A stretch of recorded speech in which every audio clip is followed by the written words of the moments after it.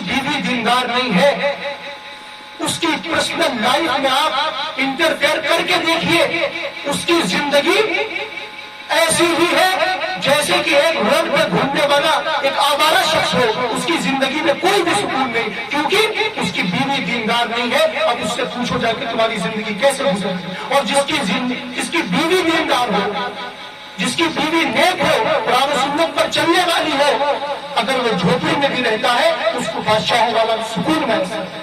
اس لیے نیک بیوی کی فراق میں رہیے گا، خوبصورت مل جائے تو بہت اچھی بات ہے، اس میں کوئی برائی نہیں ہے، بیوٹنس کوئی بری بات نہیں ہوتی، اچھی چیز ہے، اللہ کی نعمت ہے یہ خوبصورتی۔ نوجوانوں سے کہتا ہوں اپنے بالوں کو صحیح رکھو۔ آج نوجوان خوبصورتی کے جب پتہ نہیں کیسے کیسے بال کٹاتے ہیں، ہیئر اسٹائل بڑا عجیب ہے، اپنی خوبصورتی کو خراب کرتے ہیں، طرح طرح کے جو کیمیکلز آتے ہیں ان کو ڈالتے ہیں، جو نیچرل چیز ہے اس پر رہیے۔ بہرحال میں یہ کہہ رہا تھا کہ نیک بیوی لانے کی کوشش کریے اور سادگی سے نکاح کریے، کریں گے انشاءاللہ۔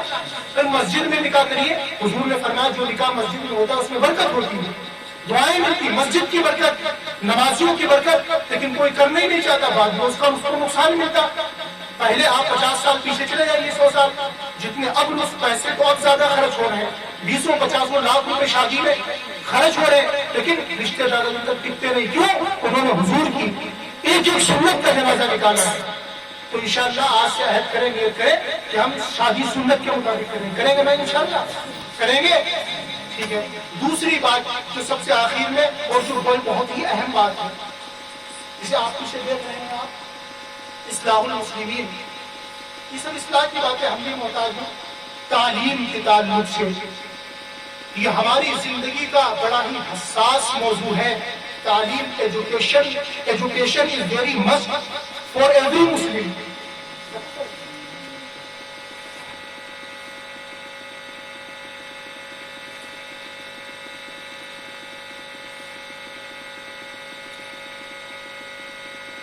تو بہرحال جو تعلیم ہے، تعلیم کیا چیز ہے؟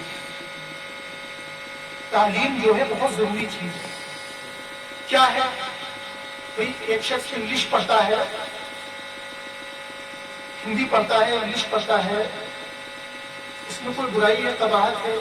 دیکھیے بات صرف سمجھنے کی ہے، اگر ہم سمجھ جائیں گے تو ٹھیک ہے۔ تعلیم بہت ضروری ہے، چاہے دینی ہو چاہے دنیاوی ہو، لیکن فرق ہے دونوں۔ واٹس دا ڈفرینس، مطلب کیا فرق ہے دونوں میں؟ دیکھیے دنیاوی تعلیم حاصل کرنا، چاہے وہ ماڈرن ایجوکیشن ہو یا کسی دوسرے مذہب کی تعلیم، اسلام نے بالکل منع نہیں کیا، اسلام نے بالکل منع نہیں کیا۔ بہت اچھی بات، فرق یہ ہے دنیاوی تعلیم حاصل کرنا یہ ہماری نیڈ ہے، مطلب ضرورت ہے نہیں، اور دین کی تعلیم حاصل کرنا بلکہ دین کی کچھ ایسی تعلیم جس کے بارے میں خود پیغمبر علیہ السلام نے فرمایا طلب العلم فریضۃ علی کل مسلم و مسلمۃ، علم دین کا طلب کرنا ہر مسلمان مرد اور ہر مسلمان عورت پر ضروری ہے۔ اب اس میں کیا، اس کو کیسے سمجھایا جائے؟ عالم بننا، حافظ بننا، مفتی قاری یہ ضروری ہے۔ کیا کہنا چاہ رہے ہیں پیغمبر علیہ السلام؟ یہ کہنا چاہ رہے ہیں کہ دین کی جو بنیادی چیزیں ہیں، عالم حافظ سب نہیں بنتے، سب کے بس کی بات بھی نہیں ہے اور سب کے مقدر میں بھی نہیں ہے، یہ سیدھی بات ہے۔ جسے اللہ چاہے گا وہی بنے گا، باقی قرآن جیسی کتاب اللہ سب کے سینے میں دے، اٹس ناٹ پاسبل، امپاسبل، ممکن نہیں ہے۔ جس کے سینوں کو اللہ چنے گا، جن کو منتخب کرے گا، اللہ قرآن ان کو ہی ان کے سینے میں دے گا، اور وہی اس قرآن کو یاد کرنے والے ہوں گے۔ ہر آدمی کے بس کی بات بھی نہیں ہے اور سب کے مقدر میں بھی نہیں ہے۔ جسے اللہ چاہے کہ اللہ کا بہت بڑا کرم ہوا ہمارے اوپر، ہم سب پر، اللہ نے یہ دولت دی ورنہ میں اس لائق نہیں تھا۔ تو دین کی جو بنیادی باتیں ہیں وہ ہر شخص پر سیکھنا پڑ۔ بنیادی باتیں کیا ہیں؟ اس کو کلمہ تو پتا ہو صحیح سے، نماز آتی ہو، بنیادی صورتیں آتی ہو، اتنا معلوم ہو کہ ان چیزوں سے ایمان چلا جاتا، کون چیز حرام ہے۔ اگر بزنس مین ہے تو اس کو بزنس کے کچھ آج پڑھتے ہیں، MBA کرایا جاتا ہے، MBA جو کرتے ہیں وہ بزنس کے لیے کرتے ہیں، ہے نہیں؟ آپ نے ٹھیک ہے، اچھی بات ہے، آپ کو بزنس کے رولز معلوم ہو جائیں گے، لیکن شرعی نقطہ نظر ہے، جو شرعی طریقہ ہے بزنس کا، وہ آپ نے کہاں سیکھا؟ اگر آپ MBA کر کے آئے بزنس کرنے کے لیے اچھی بات ہے، اس سے انکار نہیں کیا جا سکتا ہے، لیکن میرے بھائی اگر آپ نے شریعت کے اصول، بزنس وہ اصول جو بزنس کے تعلق سے ہے، اگر آپ نے حرمت و حلت کو نہیں پہچانا تو پھر یاد رکھنا پیغمبر علیہ السلام نے فرمایا کہ اگر کسی شخص من غشنا فلیس منا، اگر کسی شخص نے تجارت کسی کو دھوکہ دے کے کی، وہ شخص ہم میں سے نہیں ہے۔ بنیادی باتیں سیکھنا سیکھیں گے انشاءاللہ۔ قرآن اگر کوئی شخص انگلش بولتا ہے الحمدللہ، اللہ کا بہت بڑا احسان ہے، مجھے انگلش آتی نہیں بلکہ اچھی آتی ہے، یہ بات میں تعریفاً نہیں بتا رہا ہوں آپ کو، اچھی انگلش آتی ہے، میں بھی پڑھائی کر رہا ہوں الحمدللہ، اللہ کا شکر ہے، اور آگے کچھ ہمارا فیوچر ایم ہے، وہاں تک پہنچوں گا اللہ نے چاہا، اس میں کوئی برائی نہیں، لیکن پہلے اب یہ بچہ انگلش بول رہا ہے، والدین کہتے ہیں دیکھو میرا بچہ کتنی اچھی انگلش بولتا ہے، بہت اچھے گرامر ہے، گرامر بہت اچھی فلو کے ساتھ انگلش بول رہا ہے، انگلش میں بات کر رہا، خوش ہوتے ہیں، اچھی بات ہے، کوئی برائی نہیں ہے، لیکن کم از کم والدین اپنے بچوں سے یہ کہیں بیٹے قرآن کریم پڑھ کے سناؤ۔ انگلش اگر آتی ہے تو مہمان کو بتاتے ہیں میرا بچہ انگلش اچھی جانتا ہے، لیکن کتنے والدین ایسے ہیں جو اپنے ملنے والوں سے یہ کہتے ہو کہ ہمارا بچہ قرآن بہت اچھا پڑھتا ہے؟ کتنے والدین ایسے ہیں؟ اگر انگلش تھوڑی سی آ گئی تو بہت ہی فخر ہو جاتا ہے، بہت گھمنڈ کرنے لگتے ہیں۔ اگر کسی کا بچہ قرآن کریم پڑھ رہا ہے کسی کے سامنے نہیں بتاتے، کوئی فخر نہیں ہوتا، یہ فرق نہیں ہونا چاہیے۔ آپ بچوں کو ڈاکٹر بنائیے، ضرورت ہے ہماری، ایک بچہ حافظ ہو، عالم ہو، دوسرا بچہ ڈاکٹر ہو، MD ہونا چاہیے، اس کو MS ہونا چاہیے، اچھا سرجن ہونا چاہیے، اس کو IAS ادھیکاری ہونا چاہیے، PCS انڈین پولیس میں ہونا چاہیے، IPS انڈین فورن میں ہونا چاہیے، اس کے وہ ایک بچہ فلاسفر بھی ہو، پروفیسر بھی ہو، انجینئر بھی ہو، ساری تعلیمات ہمارے پاس ہونا چاہیے، اس کی کوئی ممانعت نہیں ہے، لیکن اگر ساری تعلیمات ہم نے حاصل کر لی، اچھی ڈگریاں ہمارے پاس ہیں اور کلمہ نہیں معلوم ہے، تو یہ ساری ڈگریاں قبر سے پہلے ختم ہونے والی ہیں۔ کلمے کا کھیل اور کلمے کی عظمت، کلمے کا مقام، کلمے کا حق، کلمے کا ساتھ، یہ قبر میں جانے کے بعد سے پتہ چلتا ہے۔ کریں گے انشاءاللہ، قرآن کی تعلیم لیں گے، قرآن پڑھیں گے، صبح اٹھ کر آپ اور بارے میں نے تو کئی کوچنگ الحمدللہ IELTS وغیرہ ہے، یا جو انگلش کی ہے یا گریجویشن ہے، الحمدللہ میں اس ٹائم UPSC کر رہا ہوں، یونین پبلک سروس کمیشن، ٹھیک ہے، لیکن قرآن کی پہلے قرآن پڑھ کے جاؤ، قرآن مت چھوڑو۔ آپ جب قرآن پڑھ کر کے جائیں گے تو اللہ تعالیٰ برکتیں دے گا، اور قرآن کبھی کھول کے نہیں دے گا، گھر میں رکھا ہوا ہے، اس پہ گرد جم رہی ہے، ساری چیزیں قرآن میں موجود ہیں۔ آپ قرآن پڑھیے، پورا بایو قرآن میں موجود ہے، ریزننگ پوری قرآن میں، میتھ پوری قرآن میں، جغرافی، اتہاس، بھگول، سارا آپ کو قرآن میں ملے گا۔ شرط یہ ہے کہ آپ قرآن کو قرآن سمجھ کے پڑھیں، تو کم از کم پڑھیں گے انشاءاللہ۔ اگر ہم صبح کوچنگ جاتے ہیں پڑھنے، انسٹیٹیوٹ جاتے ہیں، اچھی بات ہے، جو بھی چیز چاہے من میں آئے پڑھیں، اور ضرورت ہے موٹیویٹ کریں لوگوں کو، پیسہ نہ ہو پیسہ دیں۔ سب سے اچھا پیسہ ہمارا وہ ہے، سب سے اچھے ایکسپنسز ہمارے وہ ہیں، سب سے اچھا ایکسپنس وہ ہے جو تعلیم پر خرچ ہو۔ کوئی بچہ پڑھ رہا ہے اس پر خرچ کرے، دینی تعلیم دے رہا ہے اس پر بھی، اور دنیاوی تعلیم حاصل کر رہا ہے اس پر بھی خرچ کریں گے انشاءاللہ۔ لیکن اگر کوئی بندہ کلمہ پوچھے، کلمہ اگر ہمیں نہیں آتا ہے تو پھر ہمیں اپنا جائزہ لینے کی ضرورت ہے، کیونکہ کلمے کے بغیر ہمارا ایمان ادھورا رہے گا۔ آخرت میں نجات یہ کلمہ وہ ہے، حدیث میں آئے کہ اگر ساری کائنات کو ایک پلڑے میں رکھ دیا جائے اور دوسرے پلڑے میں کلمے کو رکھ دیا جائے تو ساری کائنات اڑ جائے گی، اور یہ کلمے والا پلڑا نیچے آ جائے گا، ایک بھی ایمان والا دنیا میں رہے گا۔ اللہ اس نظام کو ایسے ہی چلاتے ہیں۔ تو انشاءاللہ دینی تعلیم حاصل کریں گے، قرآن پڑھیں گے۔ قرآن پڑھنے والوں کی بڑی عظمت ہے، جس کے سینے میں قرآن ہوتا ہے۔ اللہ کے حبیب علیہ السلام نے فرمایا کہ جس کا بچہ حافظ قرآن ہے، ہمارا الحمدللہ حافظ بھی ہے، اللہ کا شکر ہے، اللہ نے بہت ساری دولتیں عطا فرمائی۔ قرآن جس کے سینے میں، پیغمبر فرماتے ہیں علیہ السلام، اس کے والدین کو قیامت میں ایسا تاج پہنایا جائے گا جس کے سامنے سورج اپنی روشنی بھول جائے گا.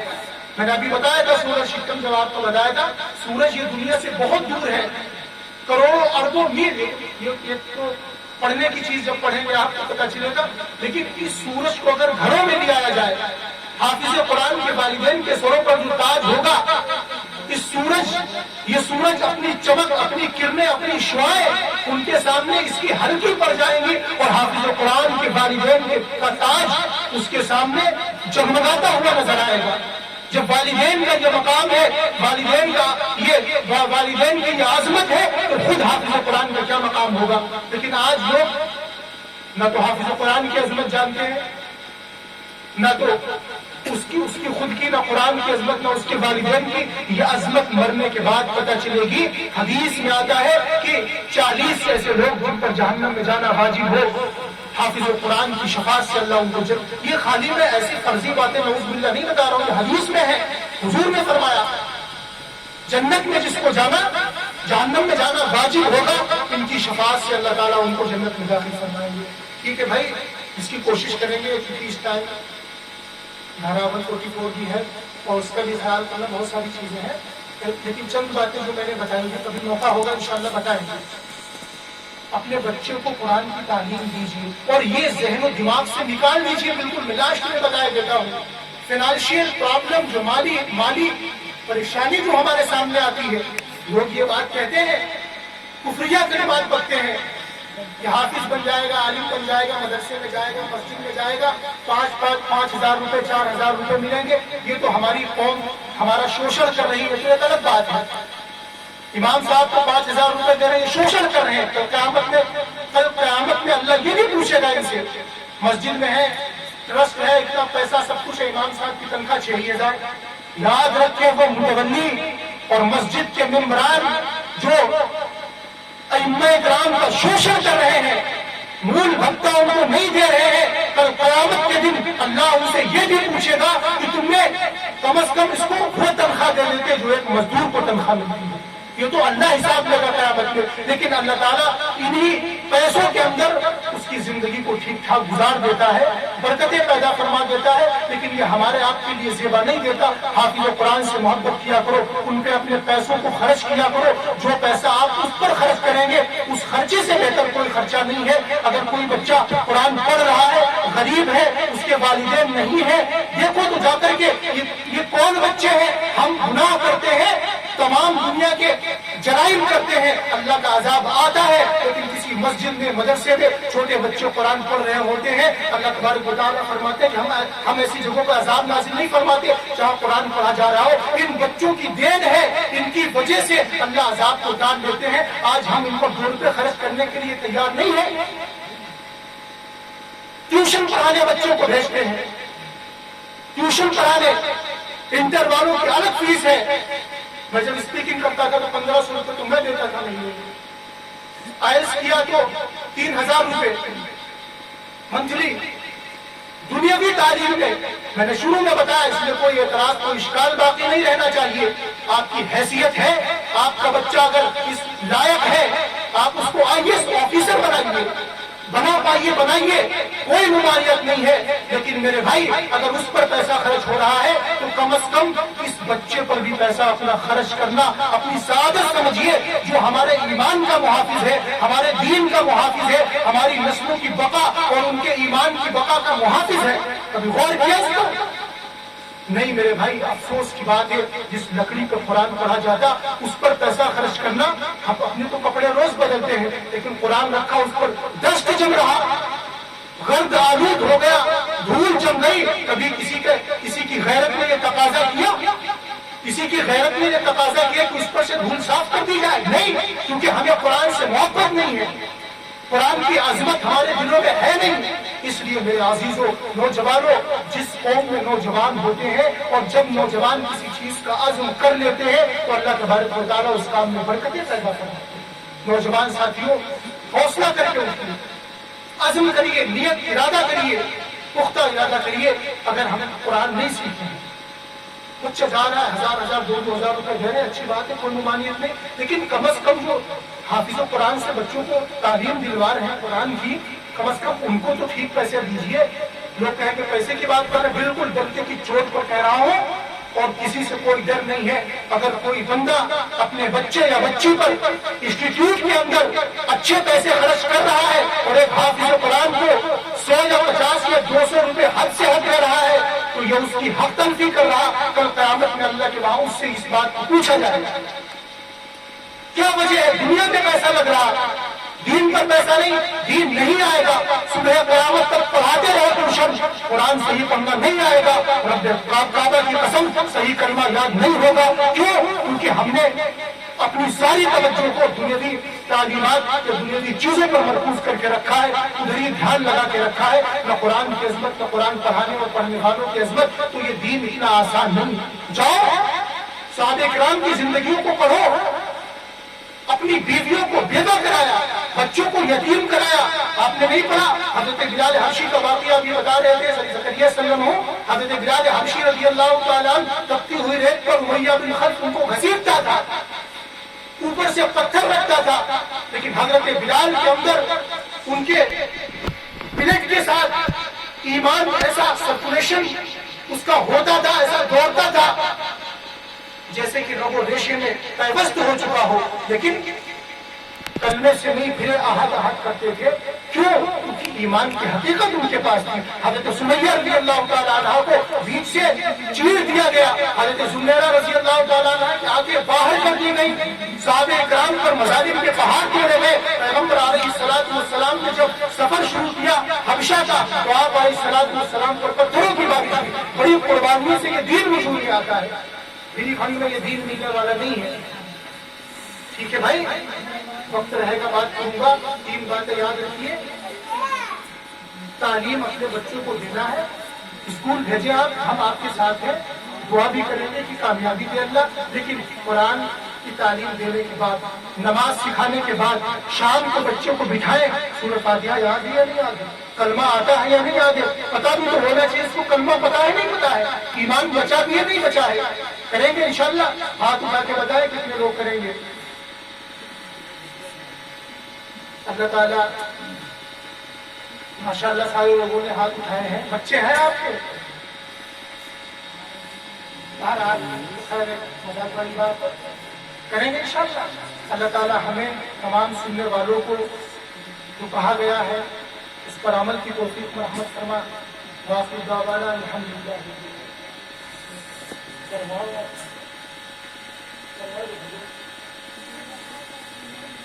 اللهم صل على محمد النبي وعلى آله وسلم تسليما۔ ربنا ظلمنا أنفسنا وإن لم تغفر لنا وترحمنا لنكونن من الخاسرين۔ ربنا لا تزغ قلوبنا بعد إذ هديتنا وهب لنا من لدنك رحمة إنك أنت الوهاب۔ ربنا اغفر لي ولوالدي وللمؤمنين يوم يقوم الحساب۔ لا إله إلا أنت سبحانك إني كنت من الظالمين۔ لا إله إلا أنت سبحانك إني كنت من الظالمين۔ ربنا اغفر لنا ولإخواننا الذين سبقونا بالإيمان ولا تجعلنا في قلوبنا غلا للذين آمنوا ربنا إنك رؤوف رحيم۔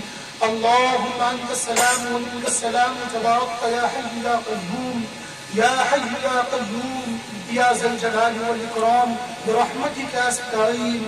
اے اللہ، اے اللہ، پروردگار عالم، تمام تعریفات آپ کے لیے ہیں۔ اے اللہ، تمام تعریفات تیرے لیے ہیں، صفاتی کمالیہ اور جمالیہ تیرے لیے ہے۔ اے اللہ، شمس و قمر، بر و بحر، شجر و حجر، اے اللہ، کائنات اور کائنات کی ہر چیز کا مالک تو ہے۔ اے اللہ، ہم تیرے گنہگار بندے ہیں۔ اے اللہ، صبح سے شام، شام سے صبح، ہر وقت تیری نافرمانیوں میں گزرتا ہے۔ اے اللہ، ہم نے نمازیں چھوڑی، تو نے پھر بھی اپنا کرم فرمایا۔ اے اللہ، ہم نے جھوٹ بولا، لوگوں کو دھوکہ دیا۔ اے اللہ، ہم نے اپنی زندگی کو اپنی مرضی سے گزارا۔ اے اللہ، تو نے اپنی نعمتیں کم نہیں فرمائی۔ اے اللہ، تو کتنا عطا کرنے والا ہے۔ اے اللہ، تو کتنا رحم کرنے والا ہے، تو کتنا کرم کرنے والا ہے۔ اے اللہ، تو بڑا رحیم ہے، تو بڑا کریم ہے۔ ہم ہر وقت گناہ کرتے ہیں۔ اے اللہ، ہم ہر وقت تجھے بھول جاتے ہیں۔ ہماری تجارتوں میں تو ہمیں یاد نہیں رہتا ہے، ہماری ملازمت و زراعت میں تو ہمیں یاد نہیں رہتا ہے۔ اے اللہ، دنیا میں، اے اللہ، ہمارے تمام شعبوں میں تو ہمیں یاد نہیں رہتا ہے، لیکن اے اللہ، تو ہمیں ہر وقت یاد رکھتا ہے. اے اللہ یہ تیرا کرم ہے, تیرا احسان ہے. اے اللہ تو نے ہمیں اپنے پیارے حبیب جناب محمد عربی صلی اللہ علیہ وسلم کی امت میں پیدا فرمایا. اے اللہ تو چاہتا تو ہمیں کچھ بھی بنا سکتا تھا. اے اللہ تیرا بہت بڑا کرم ہے, بہت بڑا فضل ہے. اے اللہ ہم سب خاطی ہیں, عاصی ہیں, گنہگار ہیں. اے اللہ گناہوں کی غراضت میں ڈوبے ہوئے ہیں. اے اللہ پروردگار عالم رحم فرما دیجیے, کرم کا معاملہ فرما دیجیے, عافیت کا معاملہ فرما دیجیے. اے اللہ ہم سب کو صغیرہ اور کبیرہ گناہوں سے بچنے کی توفیق عطا فرما دیجیے. اے اللہ جن لوگوں نے یہ پروگرام کیا ہے, کہ کسی بھی طرح سے مالی یا وقتی تعاون کیا ہے, اے اللہ ان کی تمام جائز تمناؤں کو, جائز مقاصد میں ان کو کامیابی عطا فرما دیجیے. اے اللہ جو اس اسٹیج پر طلبہ اکرام بیٹھے ہوئے ہیں, اے اللہ ان کے علم میں برکت پیدا فرما دیجیے. اے اللہ ان کو عالم بعمل بنا دیجیے. اے اللہ ان سے دین کا کام لے لیجیے. اے اللہ جو لوگ سن رہے ہیں, اللہ ان سب کی تمام جائز تمناؤں کو پورا فرما دیجیے. اے مولا کریم ہم سب کے اندر دین کی عظمت پیدا فرما دیجیے.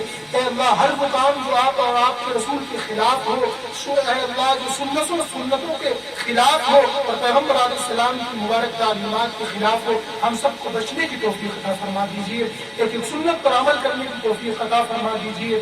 اے مولا کریم ہمارے ملک کو ترقی عطا فرما دیجیے. اے اللہ اس ملک کے اندر جس کو ہمارے اے اللہ جس کو ہمارے بڑوں نے, ہمارے بزرگوں نے بڑی قربانیوں کے بعد انگریز فرنگی سے حاصل کیا ہے, اے اللہ ہمارے اس ملک کے اندر امن و امان کو قائم فرما دیجیے. اے اللہ پیار و محبت, اخوت و بھائی چارگی کو قائم فرما دیجیے.